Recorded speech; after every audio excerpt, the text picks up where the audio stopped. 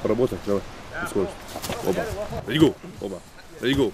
Команда тренера, крепкий захват руки и соперник повержен. Малейшая ошибка и ты вылетаешь. Ребята под пристальным присмотром президента Федерации армспорта республики проводят свои последние тренировки перед фестивалем. Ребята сейчас отрабатывают чисто технику, скорость отрабатывают.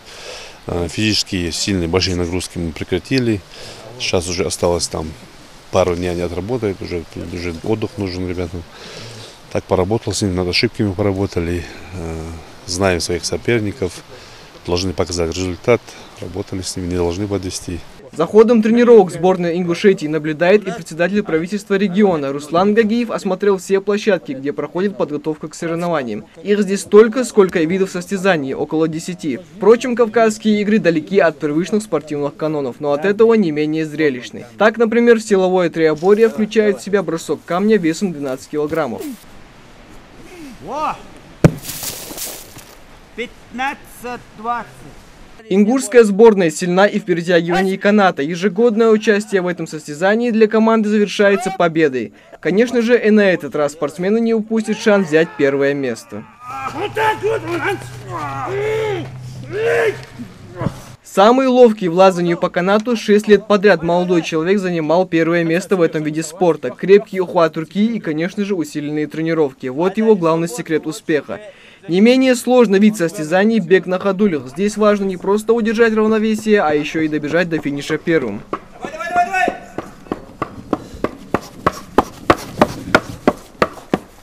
Борьба на руках, троеборье, поднятие тяжести, перечень дисциплин, в которых будут состязаться участники соревнований, действительно впечатляет. К примеру, такой 50-килограммовый мешок с песком над головой спортсмен за 6 минут обычно поднимает более 50 раз. Для этого нужно иметь не только сильные руки, но и особую технику. Мешок с песком – это все-таки не штанга, а очень неудобный снаряд. В прошлом году у меня ангина была, поэтому не получилось показать результат, какой мне хотелось. В прошлом году я у нас 90 поднял, в этом году где-то 95-97 планирую. Поставили новый рекорд. Перенос тяжести на дистанцию за определенное время тоже занятие не из легких. Как только дается старт, груз нужно загрузить в тачку, а это 150 килограммов. Пробежать дистанцию и выгрузить. Кто быстрее справится с этой задачей, тот и побеждает. Ошибки бывают в основном при погрузке. Надо ногу поставить сюда, чтобы тачанка не перевернулась. Задача: первый мешок, если положишь дальний угол, он может перевернуться.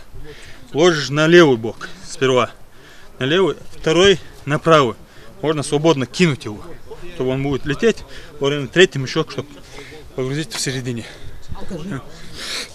Можно вот так. Вот так.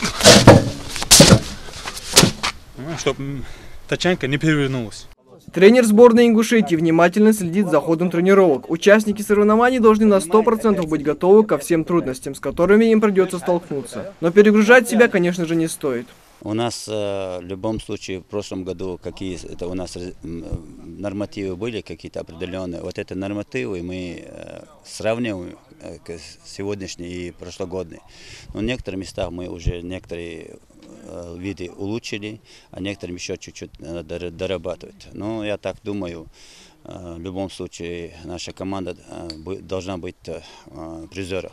За 7 лет фестиваль стал одним из самых ярких и знаковых спортсобытий на юге России. Это уникальная площадка, которая позволяет открыть культуру народов Северного Кавказа и сохранить традиционные виды спорта.